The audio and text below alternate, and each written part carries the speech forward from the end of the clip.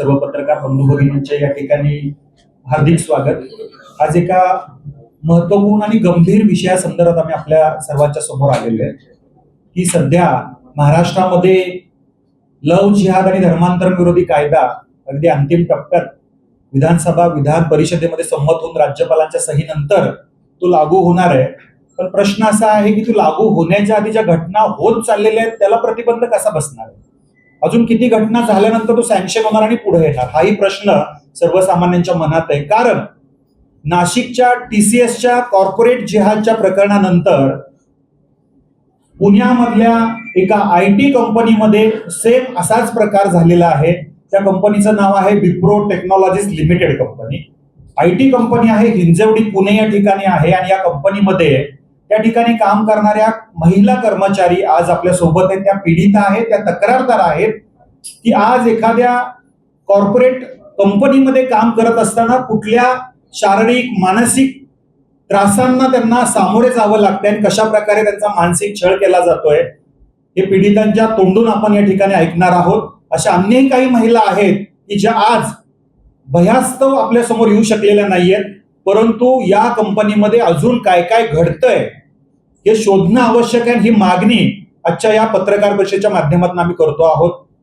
ज्या पीडित आहेत त्यांची आमच्या मागच्या आठवड्यात भेट झाली, या संदर्भात सविस्तर सर्व घटनाक्रम जाणून घेतल्यानंतर लक्षात आलं की त्यांना त्यांच्या ज्या सहकारी आहेत, त्यांचं नाव आहे शाहिना रफिक, यांनी इस्लाम धर्म स्वीकारण्यासाठी, धर्मांतरण करण्यासाठी आणि त्यांचे जे इंडिया हेड आहेत त्यांच्याशी शारीरिक संबंध ठेवण्यापर्यंत त्या ठिकाणी सांगण्यात आलं। त्या प्रकारे वारंवार संभाषण करण्यात आलं, अशा प्रकारे हॅरॅश करण्यात आलं आणि या घटनेनंतर वरिष्ठांकडे तक्रार दिल्यानंतर सुद्धा त्या संदर्भातल्या संबंधित त्यांचे जे सहकारी आहेत, त्यांचे जे हेड आहेत, या सर्वांकडनं कुठल्याही प्रकारची मदत आज तागायत झालेली नाहीये आणि म्हणून त्यांनी हिंदू जनजागृती समितीकडे या संदर्भात, या प्रकरणात मला न्याय मिळावा, या संदर्भात संबंधितांवर कार्यवाही व्हावी या दृष्टिकोनात आमची चर्चा झाली। राष्ट्रभक्त अधिवक्ता समितीच्या अधिवक्ता ऍडव्होकेट भोसले सरांनी सविस्तर प्रकरण जाणून घेतलं। त्यांना या सर्व प्रकरणामध्ये कायदेशीर मदत देण्याचं आश्वासन देऊन त्या पद्धतीने त्यांनी तक्रार अर्ज पीडितांनी पोलीस स्टेशनमध्ये, हिंजवडी पोलीस स्टेशनमध्ये तक्रार दाखल केलेली आहे। या प्रकरणाची सविस्तर चौकशी आज सुरू होईल, परंतु मागच्या 8 ते 10 महिन्यांमध्ये झालेला मानसिक त्रास, वारंवार फोन कॉल्स, वारंवार धर्मांतरण असेल किंवा इस्लाम धर्म स्वीकारण्याचं जबरदस्ती असेल, वरिष्ठांशी शारीरिक संबंध ठेवण्याचा भाग असेल किंवा हे सगळं संभाषण करत असताना त्यांचे जे हेड आहेत ते तुला कशा प्रकारे चांगलं हे करू शकतात, त्यांच्याशी लग्न झाल्यानंतर चांगलं जीवन कसं जगू शकते, दिसायला तू सुंदर आहेस, या सगळ्या गोष्टी करायला पाहिजेत, अशा प्रकारे सांगण्याचा प्रयत्न केला गेला। मानसिक त्रास सातत्याने ते दुबई या ठिकाणावरून आणि दुबईच्या अधिकाऱ्यांबरोबर आणि त्याचबरोबर हे वारंवार घटना घडत असताना एक गोष्ट लक्षात आली की असं घडतंय, TCSची घटना अत्यंत ताजी आहे, महिलांच्या सुरक्षेचा प्रश्न ऐरणीवर आहे, लव जिहादमध्ये अनेक मुलींना आपले प्राण गमवावे लागलेले आहेत। असं असताना एवढं असंवेदनशील हे विप्रोचं प्रशासन कसं असू शकतं?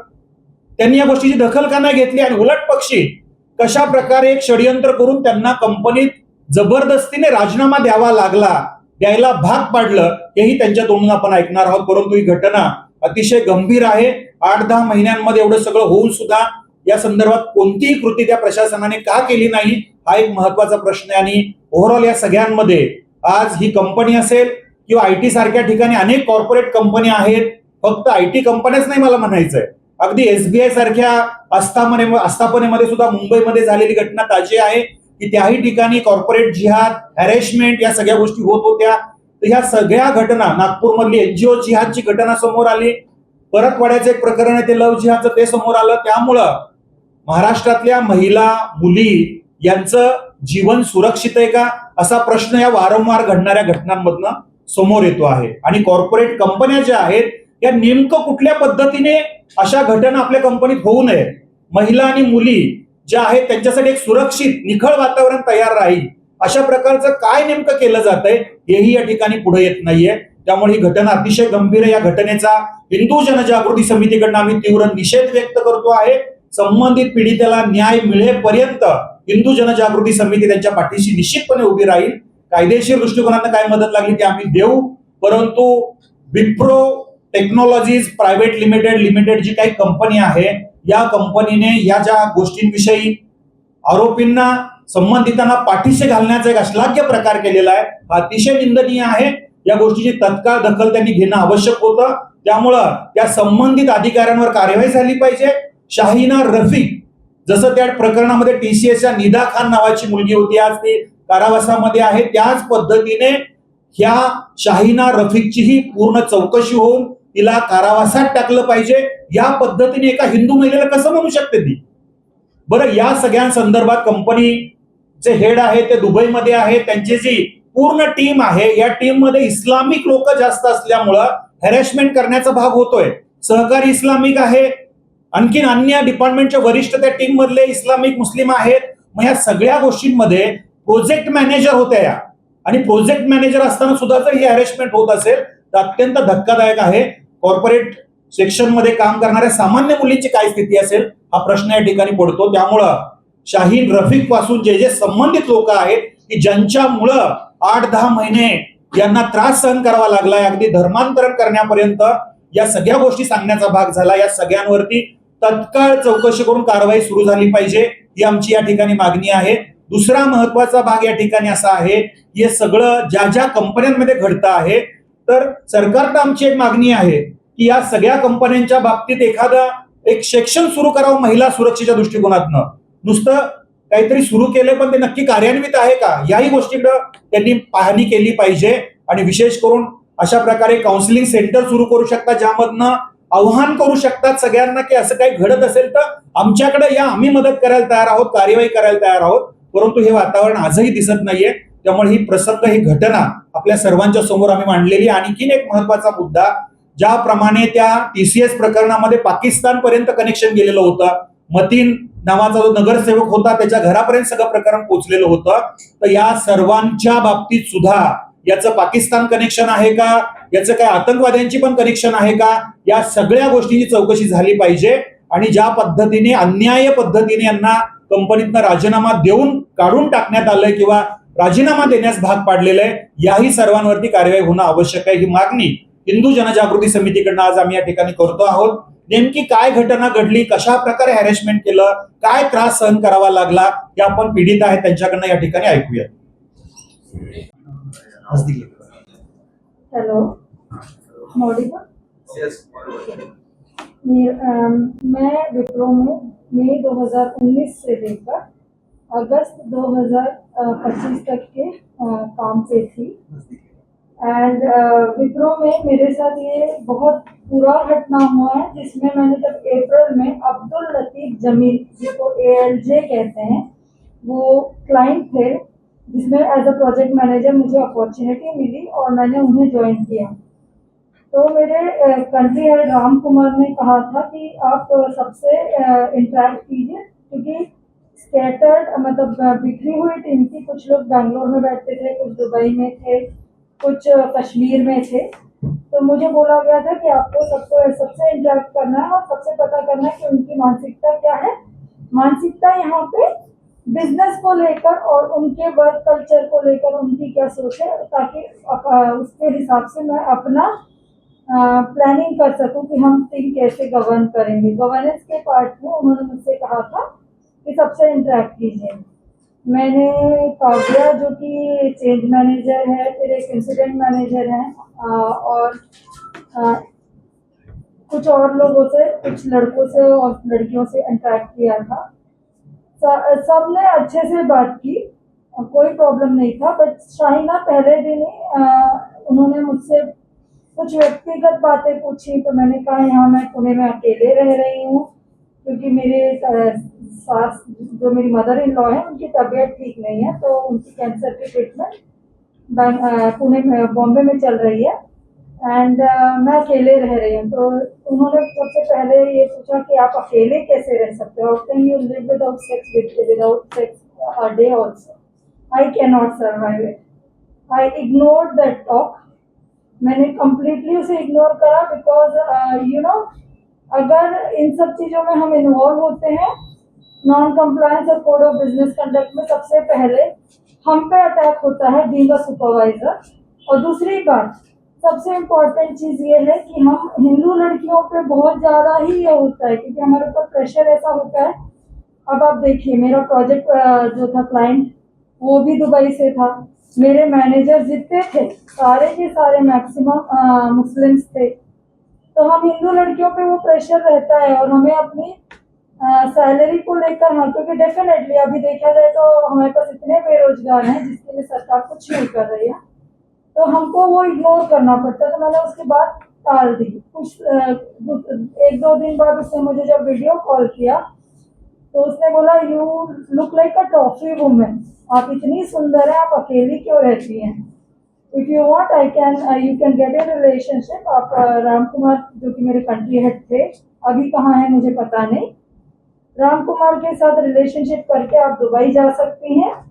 एंड दुबई जाकर आप मेरे बहुत सारे शेख से कॉन्टैक्ट्स हैं जिनके साथ आपका मैं ब्याह करा दूंगी, और ब्याह करके आप आराम से गाड़ी, सोना, जो चाहिए वो सब आपको मिलेगा। एंड वो लोग औरतों को बड़े प्यार से रखते हैं, मिसट्रीट नहीं करते हैं, आपको पूरा पूरा सम्मान मिलेगा। आपके हस्बैंड ने जैसे रखा हुआ है आपको अकेले या धुतकार के, वैसा नहीं होगा। आपके साथ लाइफ बड़ी अच्छी हो जाएगी दुबई जाने के बाद।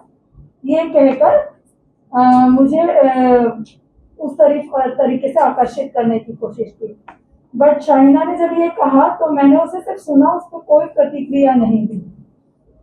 उसके बाद जब राम आए, तो राम कुमार को मैं मिलकर पर्सनली 1-to-1 मैंने बताया कि राम, ये मेरे साथ हुआ है, प्लीज बताइए इसके लिए मैं क्या करूं। क्योंकि डेफिनेटली मेरी मदर इन लॉ को कैंसर था, तो हमें बहुत ज़्यादा पैसों की ज़रूरत थी, मुझे मेरे जॉब की ज़रूरत थी, मेरे डॉग की भी तबीयत ठीक नहीं थी। बहुत सारी ऐसी व्यक्तिगत विषय थे जिसमें मुझे इन सब चीज़ों में पढ़ना नहीं था। तब राम ने कहा, मैं उसके मैनेजर को बता दो, आपके आपके मैने उनके मैनेजर आपके साथ कंसल्ट करके कोई रिलेटिव एक्शंस लेंगे। फिर मैंने उनके मैनेजर, शाहिना रफीक के मैनेजर, जिनका नाम आसिफ है, उन्हें बताया, वो क्वालिटी मैनेजर है। उन्होंने कोई एक्शन नहीं लिया। उन्होंने बोला, रीता अगर तुझे करना है तो कर ले। एंड देन इवेंचुअली क्या हुआ कि मेरे जो मैनेजर्स हैं उन्होंने बोला कि अगर तू कंप्लेन करेगी एचआर में तो उसकी जॉब खराब हो जाएगी, तू उसमें मत पड़, उससे अच्छा है कि maintain a distance and continue with your work. So ये सारी चीजें मई महीने के बीच तक के बहुत सारे डिस्कशन हुए, जिसमें मेरे पास वैसे तो कोई एविडेंस नहीं है, बट एक एविडेंस है जहाँ पे मेरे मैनेजर, जो कि दुबई में थे, हेमंत पोद्दार, उन्होंने मुझे रिटर्न में पूछा था कि शाहिना का रिप्लेसमेंट लिया क्या। बिकॉज मुद्दा इतना भारी था कि मेरे मैनेजर ने कहा कि रीता, इसके लिए उसका रिप्लेसमेंट और उसको निकालना प्रोजेक्ट से जरूरी है। बट मेरे अकाउंट डिलीवरी हेड, जिनका नाम वसीम महस्कर है, उन्होंने कहा कि हर किसी को निकालते बैठे तो हमको नए रिसोर्स कम पड़ेंगे, हम रिप्लेसमेंट नहीं लेंगे और वो कंटिन्यू करेगी प्रोजेक्ट में, ये बोलकर उस चीज को टाल दी। ये मेरे पास व्हाट्सएप में लिखा हुआ है, तो वो एक आपको मैं एविडेंस दे सकती हूँ। और ये घटना हुई मई महीने को। उसके बाद मैडम मुझे शाहिना, उन्होंने कई बार मुझे ऐसे कांटेक्ट किया है जिसमें उन्होंने मुझे गलत रास्ते पे जाने के लिए और गलत तरीके से अपनी लाइफ जीने के लिए बहुत प्रोवोक किया। लाइक, आप सर्विस अपार्टमेंट में जा सकती हैं, ये कर सकती हैं। एंड मैंने कहा, हमें पुणे में सर्विस अपार्टमेंट नहीं है, सब कुछ अच्छा है, हम पुणे कर बहुत अच्छे से रहते हैं, things are good. Then then उन्होंने मुझे बहुत इमोशनली हर्ट करने शुरू किया कि तुम्हारे बच्चे नहीं है, तुम्हारा हस्बैंड टोटली फोकस्ड है अपने फैमिली की तरफ, और ऐसे बहुत सारी चीज़ों में बरगलाया। एंड इवेंचुअली उन्होंने फिर मुझे वो शेख की बात कही कि देखो, लाइफ का एक हिस्सा ऐसा भी आप अकेले जी सकते हैं, एक हिस्सा ऐसा है जहाँ पे आपको दुनिया की सारी सुविधाएं आपको मिल जाएंगी। तो फिर मैंने शहना से पर्सनल कॉल्स लेना थोड़ा अवॉइड करना शुरू करा, क्योंकि वो मेरी डायरेक्ट रिपोर्ट ही नहीं थी। मैं उसके अगेंस्ट डायरेक्ट एक्शंस भी नहीं ले सकती थी। मेरे को सिर्फ उनके मैनेजर को अप्रोच करके ये डेटा बताना था कि ऐसा हुआ। बट शाहीना का मेरे ये 3 महीने के ड्यूरेशन में शाहीना ने मुझे काफी तंग किया है। ना वसीम ने, ना असीम ने और अजीम ने, हाँ, इन दोनों ने कोई एक्शन नहीं लिया उसके अगेंस्ट। ना तो उसे प्रोजेक्ट से रिप्लेस किया गया और ना मेरा इंटरेक्शन लेवल उससे अलग किया गया। उसकी जो रिस्पॉन्सिबिलिटी थी एज अ क्वालिटी एश्योरेंस वो करती नहीं थी, उसका बर्डन मेरे ऊपर पड़ता था। I have to prepare the slide और वो स्लाइड प्रिपेयर करके मुझे क्लाइंट के इसमें ये करती थी। ये सारी चीजें चलती रही और ये अगस्त तक के चला, जहां पे उन्होंने मेरे अगेंस्ट एक फॉर्मल ग्रीवियंस रेज किया, जिसकी इन्वेस्टिगेशन जो है वैलिड तरीके से नहीं हुई है। और इवेंचुअली मुझे जो कि पीडीसी के हेड हैं जिशान अहमद, हेड एचआर, और ओम्बड्स कमेटी ने, जबकि उस पर जब ओम्बड्स रेज किया था तो मैंने भी ग्रीवियंस रेज किया था, बट मेरे ग्रीवियंस को इग्नोर करते हुए मुझे फोर्सफुली मेरे कंप्यूटर का रिमोट एक्सेस लेके मुझे फोर्सफुली रेजिग्नेशन के लिए बाध्य किया। मैं उस वक्त तक इतने दिनों तक इसलिए चुप थी क्योंकि मेरे घर में इतने सारे कार्यक्रम जो कष्टदायक प्रोग्राम कार्यक्रम चल रहे थे, तो मुझे नहीं समझ में आया कि मैं रिएक्ट कैसे करूं। दूसरा ये था कि मुझे लगा कि ये शायद दबा दिया जाएगा, जो कि किया गया, क्योंकि मैंने तो ग्रीवियंस मैंने भी रेज किया गया था, बट ये ग्रीवियंस दबा दिया गया था विप्रो के थ्रू। तो विप्रो ने उस जब मैं काम में थी तब भी उस ग्रीवियंस पे ध्यान नहीं दिया, और जब मैं काम छूटने के बावजूद जब टीसीएस का प्रकरण सामने आया तो मैंने उनको एक फॉर्मल कारण बताओ नोटिस दी थी एक वकील के थ्रू, एंड बोला था कि आप कारण बताइए कि आपने मुझे रेजिग्नेशन पे क्यों मजबूर किया। वो हमने उनको 24 अप्रैल 2026 को ये मैंने उनको भेजा है notice. As per the rule उन्होंने मुझे ये डेटा देना था कि रीता दीस आर द पॉइंट्स जिसकी वजह से आपको निकाला गया, बट वो नहीं किया गया है। एंड अभी तक के उनकी लीगल काउंसिल के थ्रू, अगर मैं उनका नाम नहीं लेना चाहूंगी, उन्होंने मुझे रिवर्ट किया। Even ombuds committee of Wipro ने रिवर्ट किया ये बोल के कि we are investigating on this matter.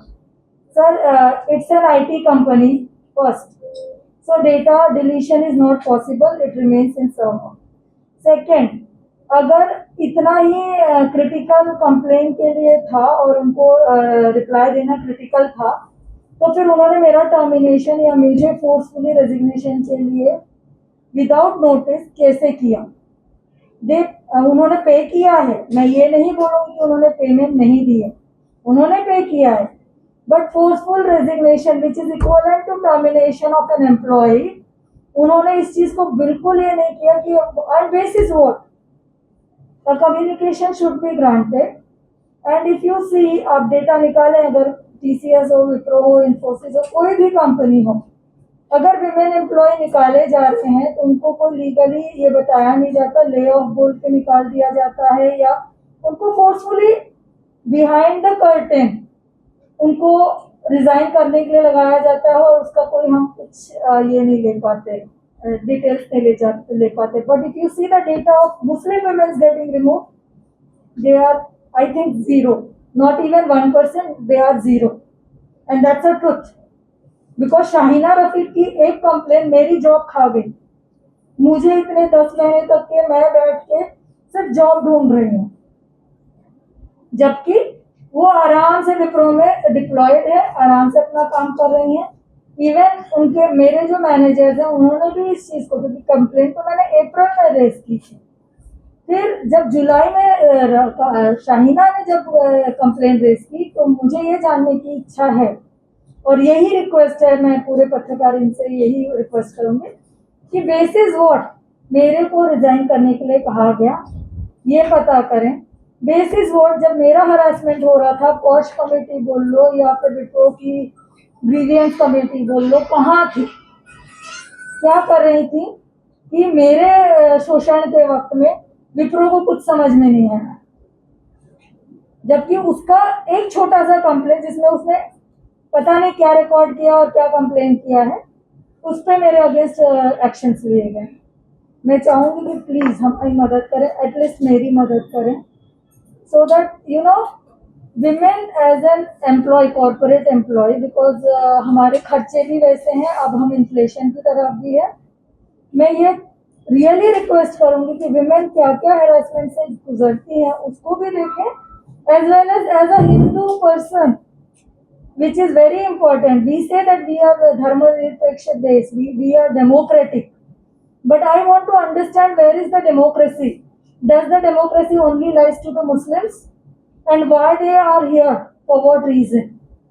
Just to create a chaos and get converted in our this thing and sabotage us for the things which we have not done.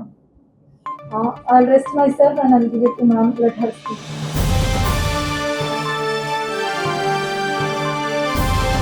समाजकारण, प्रशासन आणि राजकारणातल्या अचूक विश्लेषणासाठी बखर लाईव्हच्या सोशल मीडिया प्लॅटफॉर्म्सना लाईक, फॉलो आणि subscribe करा.